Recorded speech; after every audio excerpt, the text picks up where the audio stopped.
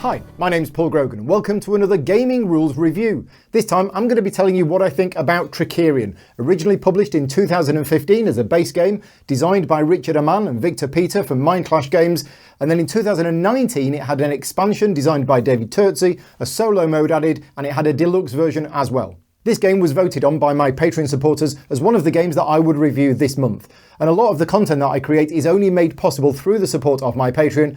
So if you like the content that I make and you want to support the channel, please consider supporting me over at patreon.com/gamingrules. So back in 2015, I actually backed this game on Kickstarter. I think it might have been the first game that I actually backed on Kickstarter. Mindclash Games were a new publisher at the time, new designers, new publisher straight on the scene. This was their first game and Kickstarter was just getting going. And I looked at it and I was like, wow, this looks really good. I mean, 19th century sort of Victorian magicians, illusionists, the whole presentation of the game definitely looked like my kind of thing. And also the complexity of the game, from the things that I read about it on the Kickstarter page, were right in my wheelhouse as a game that I would like. So I was a backer of this game. My name is in the back of the original rulebook as a backer. Now, since then, Mindclash Games have gone on to become a client of mine. I now do various bits of rulebook work, and videos for Mindclash Games, but I was not involved in this game at all, so therefore this review of the game is completely independent. It's just my personal thoughts on the game. And on that subject, I'm a little bit nervous about this review because, as I say, Mindclash Games are now a client of mine, and a lot of people are going to be sitting down and watching this review thinking, oh, well, this is bound to be a game that Paul absolutely loves, and this is going to be a 100% positive review. Well, I'm afraid it's not. I'll come on to the details later on, but I am going to tell you the things that I like about the game, the things that I don't like about the game. I'm going to try and be subjective on a number of things. My job here is basically to produce a video that helps you decide if this is the kind of game that you would like. I know a lot of people who already own the game are going to be watching this review to see what I think about it, but mainly my focus is on the people who don't have the game, and I'm hopefully helping you make a decision to see whether it's the kind of game that you would like yourself. Now, if you're the kind of person that prefers watching playthroughs of the game rather than what somebody thinks about it, I've actually done a bunch of playthroughs on this game already. They are on my channel now. There's links in the show notes below. I did a 4-player teaching game where we actually played, I got friends round, I taught them how to play, and then we played it using the actual physical game. I've done a 3-player game using Tabletop Simulator. That is online now as well. That was using one of the expansion bits. And I've also done a solo playthrough. That video is on my channel as well. So yeah, all those videos are on my channel now, and hopefully they will complement this review. So first, a quick overview of what this game is about. The game is set in a fictional world inspired by the late 19th century urban life and culture, spiced with a pinch of the supernatural. Players take on the role of rival stage illusionists, each with their own strengths and characteristics, striving for fortune and fame in a competition hosted by a legendary magician, looking for a successor worthy of the mighty Trickerion stone, which is fabled to grant supernatural power to its owner. Each round, players will simultaneously and secretly select which parts of the city their characters will go to, and then use worker placement to obtain components for increasingly complex magic tricks, expand the team, learn new tricks, prepare tricks in the workshop, and then visit the theatre to set up the tricks in a tile placement minigame. Eventually there will be a performance where the illusionist will earn fame and money based on the tricks that they have set up. At the end of the game, the most famous illusionist wins. So overall, I do enjoy this game. It's a complex Euro game featuring a lot of mechanisms that I do enjoy in games. I've played the game between 8 and 10 times in total. I've kind of lost track a bit. I've played the base game, the full game a number of times. I've used the Magician's Powers a few times as well. What I haven't done yet is I haven't had a chance to play with the Dalgard's Academy expansion or the Dawn of Technology. So to start with, I mentioned a base game and a full game. So the base game is 5 rounds long and the full game is 7 rounds long. But the full game contains some extra rules that you don't use when you're playing the base game. Now, one of the things that this game has is the playtime can be quite long. And I would strongly recommend you always start with the base game. No matter even if you're an experienced gamer or not, I would recommend playing the base game first. Now, sometimes that's not always possible. And I know some people that are saying, right now, Paul, you're talking nonsense, jump in at the deep end, go straight with the full game. And you can. And in fact, I have had friends over to my house. One of the playthroughs that I mentioned, we played the full game and one of my friends hadn't played it before, but he's a very experienced gamer and he was okay with it. But on the flip side, I've seen it go wrong. I've seen people say, don't worry, you'll be fine with the full game for your first game. And it completely blew people's minds and your first full game might take around maybe 4. I've heard a game lasting 5 hours for a first full game. Well, if you're not going to like the game, you need to basically try the base game first, which doesn't include all of the rules, and then see if you like that. Your first game is still probably going to be about 3 hours, but if you don't like the game, it's better than you being sat there for 5. The other reason is the full game adds a whole lot extra to the game. And it could be that if you've made a bunch of mistakes in the first few rounds of the game, then if you were playing the full game, you'd be completely screwed later on. And that's not an enjoyable experience to sit there and watch while everybody else is doing well. Whereas with the base game, it's much shorter. You can kind of write off those mistakes and say, okay, yeah, we've done them. That's gone. Now I feel more prepared. Now, there are some people out there who think the base game, the 5-round version, is rubbish and it isn't even a game. Well, I disagree. I think that the base game, the 5-round game of this, which doesn't include Dark Alleys, doesn't include the level 36 tricks, is absolutely fine. It's a perfectly good game. It works well. The full game is better, sure, and it adds on a whole load extra, but the base game is fine to start with. The decisions you have to make in this game are painfully hard and brutal. Basically, each round you need to decide where you're going to send your people to, and you do that with these cards. So you have these cards in your hand, and they contain a number of different locations, and you choose, you actually place them face down on here. So you would play face down secretly where you're going to send all of your people. That decision process, well, personally, I find it quite difficult of which are the locations that I want to go to this turn, because you can send multiple characters to the same location, and you need to be thinking about where the other characters are going, because that is going to affect things as well. Once you've made this choice and you've played all of the cards, in fact, once everybody's played all of the cards are then revealed, and then you have a worker placement part where the players will take it in turns to place one of their characters on the board. So you're thinking about not only where do I want to go, but you're thinking, oh, well, wait a minute. She's probably going to go to downtown and she's going before me. So therefore she's going to get the good spot, which means I'm not going to get to do that. But then I could go here, and you've got to try and work out or guess where the other people are going to go. It's not to say that if you go there and they've already gone there, you can't do it. It's just the actions won't be as good because the first player that goes there gets bonus action points, etc., etc. So that decision is quite tricky. There's also a procedural flow to the events in the game. So ultimately, you're trying to perform these performances here. But in order for you to get fame and money from these performances, you need to have a trick on it. So you need, well, let's go back. You need to put your magician in the theatre to do a performance. But going back a step, you need to put somebody backstage, either on this round or a previous round, in order to set the tricks up on the performance. So how do you get the tricks? Well, you do that in your workshop. So you have to send people to your workshop, again, either that round or a previous round, to set up the tricks, which essentially puts counters onto your trick here, which will then move into the theatre. So how do you get these? Well, you can take the tricks from going to downtown here. You start with one, and you'll get more during the game. Then you've got to go to the market to buy components, and you can only set a trick up if you have the components listed on it. So it's a whole big sequence of events that you need to time correctly in order to be able to get the performances in the theatre to perform them. And there's lots of things in there that can catch you out. So for example, some of the tricks require more advanced components that do not start in the market at the start of the game. So you're going to have to order them in. So that's one action you need to do on a previous round, is you need to go to the market and say, oh, you haven't got any rope. I'd like to order some rope. And that rope will be here next round. Which means you need to remember next round to go to the market to buy the rope, because otherwise somebody might replace it and it might disappear. You've got to look at the tricks in advance. You've got to work out which tricks have components that you're planning to buy. And there's a lot of planning in this game. So there's planning on a sort of small scale of, right, what do I want to do this round? What are the order in which I want to do things? But then there's the planning over a couple of rounds. You know, you've got to get the trick first and the components in order to be able to do the setup and everything else. So that might take a couple of rounds. But then you've actually got planning for the full game as well. And this is where the planning aspect of the game comes in. Let's say we're playing the full game here, the 7-round game. You need to be looking ahead of time as to what your overall plan is. And the game comes with this Magician's Handbook, which is absolutely fantastic. There's 4 of them included in the game, 1 for every player. And this has all of the tricks in there. And you can work out a path of, right, so I'm going to start with that one. Then I might get this one. Then I'm going to try and get this one. And you can actually work that out at the start of the game.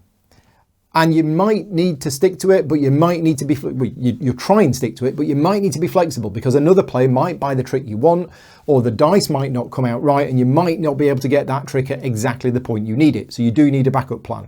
Now, the reason I'm saying you might want to get tricks that synergize together well is because of the way that the components work on the tricks. So if you look at these tricks, here is a list of all of the components that are required for you to be able to prepare that trick.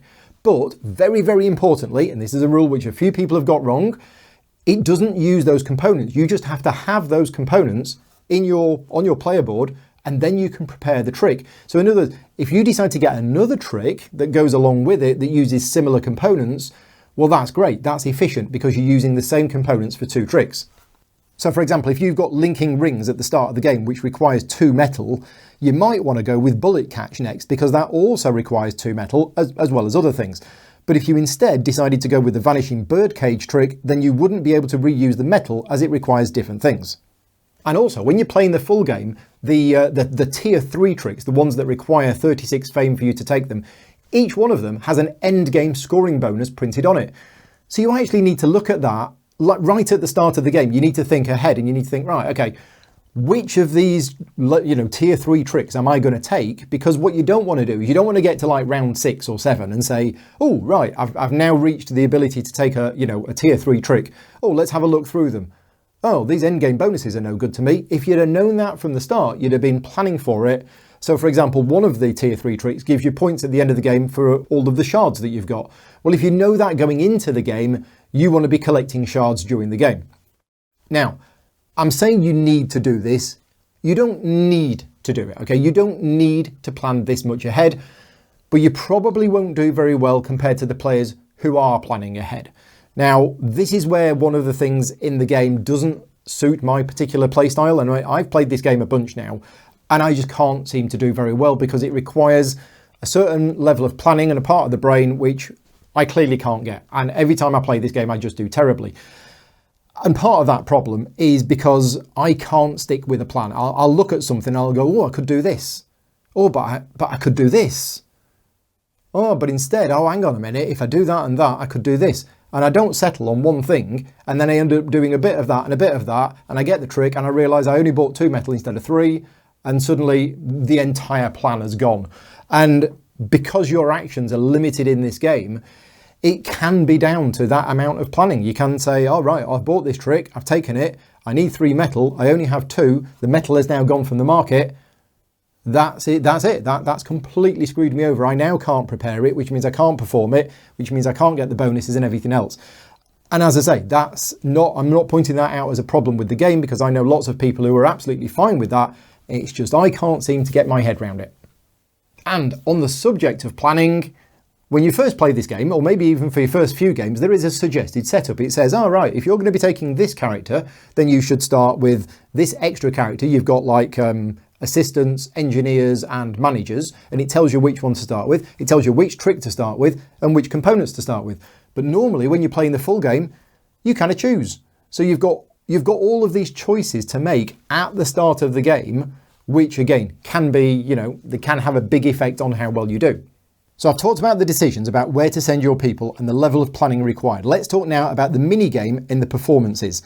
Whenever you go backstage to the theatre, you set up your tricks, which means moving them from your player board onto a performance.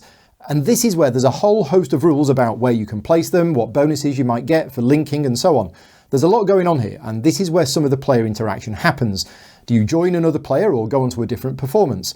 And when an illusionist goes to the stage, they get to choose one of the performances and all of the tricks get performed, meaning that everyone there will get the rewards for their tricks. So again, lots of player interaction. And in my last game, in which I did really badly, I made a complete mess up of the theatre area. What I did is I spent a lot of time preparing my tricks, going backstage, setting up the tricks. I had my tricks over loads of the performances over there, hoping, because remember, when a performance gets performed, it doesn't matter who performs it, everybody with a trick on there will get the rewards of their trick. Well, I had a load of tricks in there, and the other players that went to the theatre decided not to do the performance that had my tricks on it. Now, it had theirs as well, but they had ones that were better suited to them. And what happens is, eventually, like in a 3-player game, at the end of this round, this one's going to disappear and all the tricks on it are lost. So I spent a lot of time and effort putting tricks into the theatre, and that performance didn't actually happen. Now, that's my fault as a player, but you do need to be aware of it. That performance will only happen if somebody performs it. And since we're talking about the theatre, it's time to cover the part of the game that I really don't like. And this is the way that the theatre works, and it's the way that the rules for the theatre work. Thematically, you would think that any performance that happens on a Sunday, because the crowds are bigger, is going to generate more fame and more money. And any performance that happens on a Thursday is actually going to attract fewer crowds, and you're going to get less rewards for your tricks. Except that's not how it works.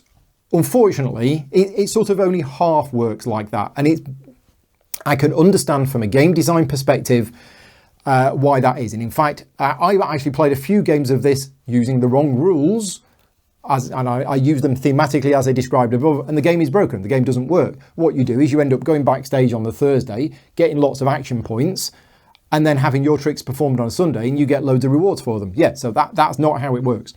Don't play the game with the wrong rules like I did.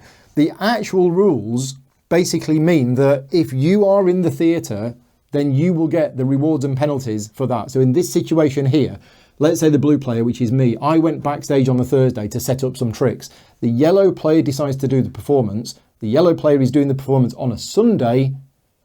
And even if my tricks get performed, I get the penalties associated with a Thursday because I have a piece in the theatre on the Thursday column, which for me makes absolutely no thematic sense whatsoever. And as I say, it's my least favourite part of the game. I can understand why it's in there from a game design and balance perspective, but it sort of, it breaks the rest of the game for me in terms of a thematic connection. So let's talk about some of the cool parts of the game. The Dark Alley cards, which is this area of the board. Now, these are only used in the full game, the 7-round game, and you'll notice that I have these face up. They used to be face up in the original version of the rules, but they've changed the rules of the game, and these should now be placed face down. I've got them face up here just so you can see them. But basically, it's a set of Dark Alley cards, and these are really cool. You go to the Dark Alleys and you get these cards, and these cards basically are similar to the ones that you have in your hand, and you pick them up, and they allow you, when you're planning, you get to play them onto your player board, and they get to do the cool ability that's on them. Now, the reason why they changed it from face up to face down is when they're face up, as you're looking at the board and you're deciding what to do, suddenly you've got a whole extra bunch of information to take into account. And it's a bit too much for people to think about. So what they did is they said, right, instead of having them face up, you have them face down. And then whenever you get one of these cards, you actually draw one extra. So you draw 2 cards and you choose out of those 2 cards which one you want. I've played the game both ways, and I do actually prefer the new way of doing it. So yeah, you draw these cards, put them into your hand, and then you can later play them onto your board when you're sending somebody somewhere. And the reason I like these cards is they provide a lot of very cool abilities that change the game up, and they're all thematic. You can sort of imagine it happening, and they all make sense. Now, the other good thing about these cards is if you draw 1 or you take 2 and you think, oh, none of these are actually that good for me right now, you can still just play them and they give you 1 extra action point. Or you could even keep them till the end of the game where they're worth points if they're still in your hand. So they're great cards, always useful to take. That's the Dark Alleys bit.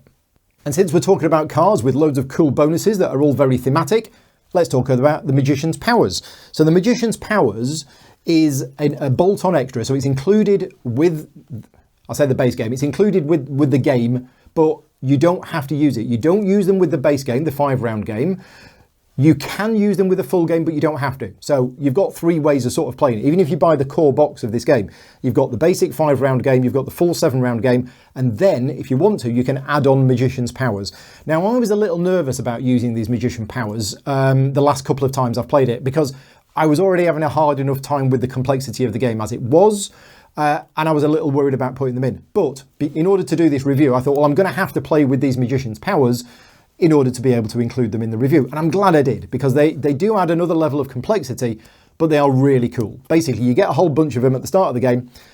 You choose which ones you want to keep. You have to make that decision at the start of the game. So you really do need to know the game a bit before you start playing with these. And then during the game, you can basically play them onto your player board if you've got the appropriate number of shards. So shards in the base game don't really do much.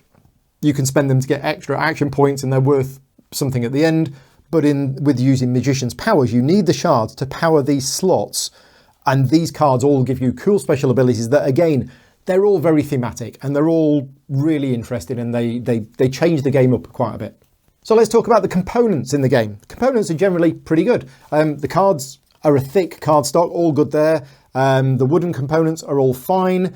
The only problem I have is with the colours of the wooden components is the blue isn't really blue. It's kind of this bluey grey, and it should have stood out more, I think. It's a little bit hard to tell against the green one in a low light. Now, bearing in mind, I've got the first printing of this game.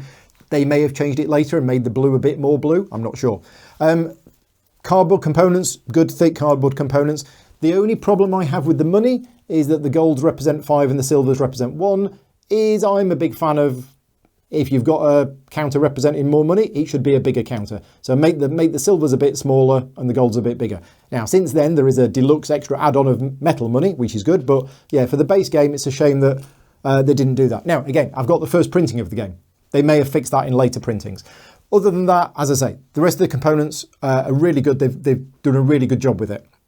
The game board is nice, but I want it to be bigger. And it could have been bigger, because when you fold this up and you put it in the box, it doesn't fill the whole box. So they could have made the game board bigger. Why do I think the game board should be bigger? It's because you have bits around the edge of the board. These are overlapping the edge of the board like that, and I don't like that. I would have liked to have seen the board bigger and actual spaces on the board for those things. The other thing as well, and this is just a minor gripe, but there's not quite enough space to put these together. I'd just like them being a little bit further apart like that, so that you don't get the piles mixed up. Again, minor gripe.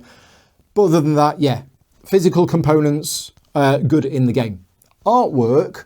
So, as I mentioned right at the start of this video, it was the artwork that first, when I saw the Kickstarter campaign and I heard people talking about it, I was like, ooh, this looks really good. And I really do like the whole, 19th century look of it. There's a blur here between artwork and graphic design, because obviously you've got the artwork, which is good, but then there's the graphic design and the whole look and presentation of it that I just think is fantastic in this game. Mindclash Games have always been exceptional with their graphic design, and I'm saying that as somebody who is, a critic of some bad graphic design. The iconography, whilst it might look, overwhelming and confusing when you look at these parts here on this board here, you might think, oh gosh, look at that, that's over complex.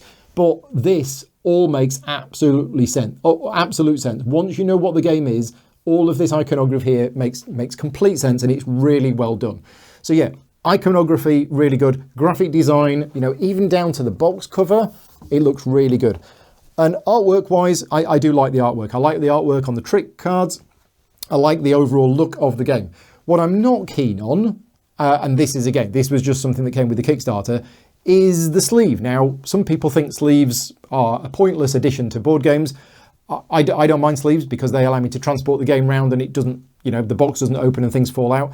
But the artwork on the front cover of the box sleeve, these characters, I don't know, they just look a bit weird. So yeah, not a big fan of that, but the rest of the game, really, really like it. Let's talk about the rulebook. So the base game rulebook. So this is the rulebook that I have. This is for the game that came in 2015. What this rulebook did is it had the rules for playing the first game, the base game with the 5 rounds, etc., general setup, etc. And then at the end, once you've done that, it then had the rules for the full game. And I was fine with that. Now, they've changed it in the new version. What they've done is they've actually done one rulebook which has got all of the rules in there for the full game, but they've color-coded the ones that are for the full game. So yeah, 2 different ways of doing it. Now, layout, presentation of the rulebook is absolutely fine. There was a couple of bits in here that weren't completely clear, but they fixed them in a later printing. Yeah, I think the rulebook was pretty good. I read it, I learned how to play. The bits that I got wrong, when I went back and reread it, it was clear. There's lots of examples in there. So yeah, I don't have any big issues with the rulebook as it is.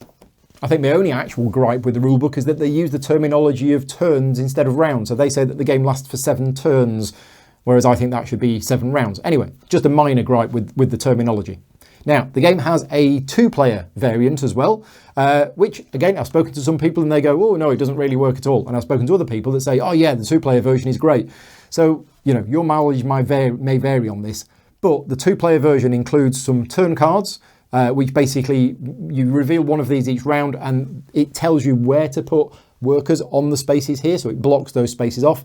And you use different performance cards which have these grey ones on, so it sort of simulates the fact that there's another player there. So the 2-player rules, there is like a dummy third player, but you don't have to manage that third player at all. Nobody has to make any decisions for it.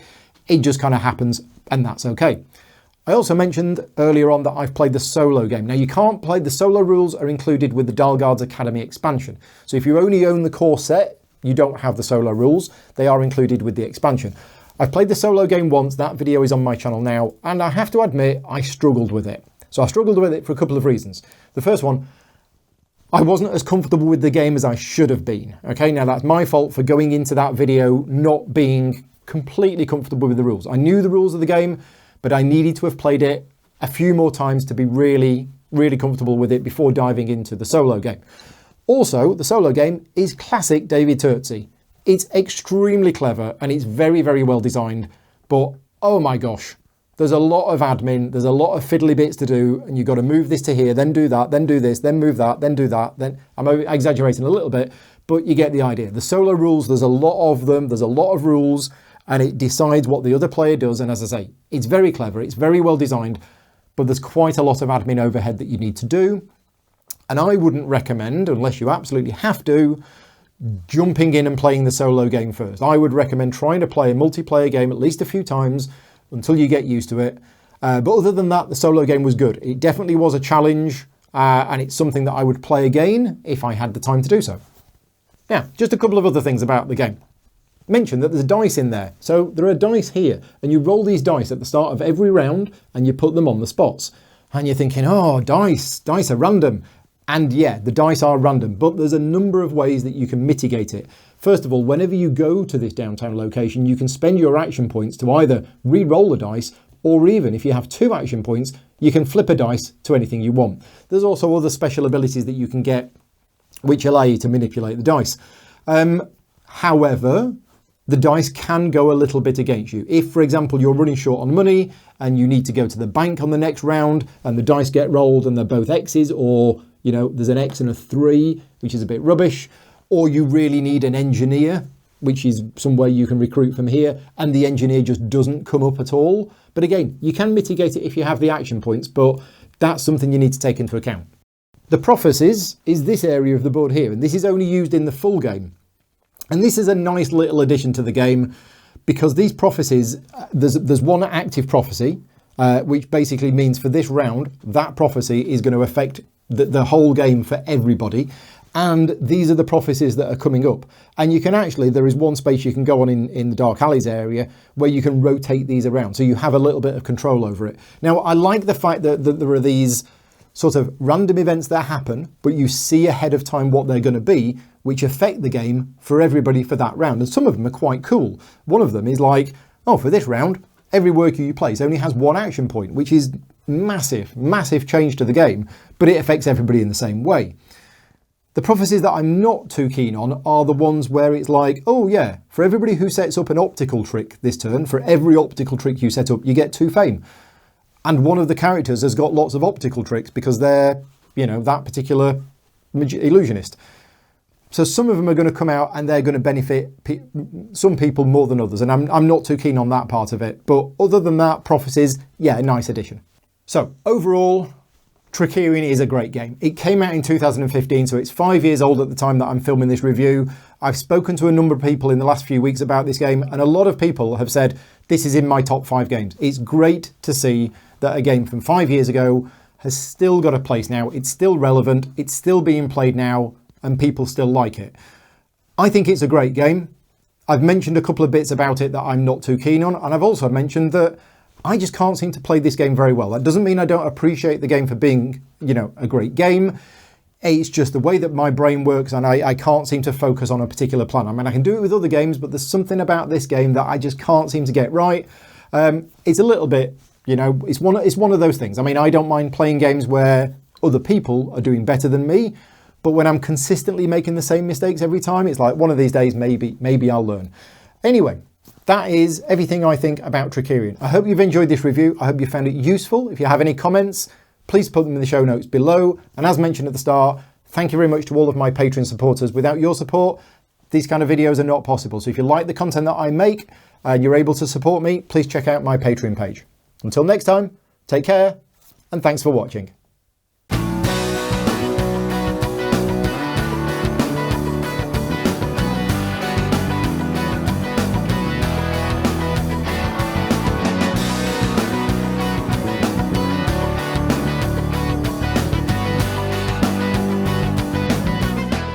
Gaming Rules is proudly sponsored by Game Toppers, upgrading your gaming experience. Visit GameToppersLLC.com.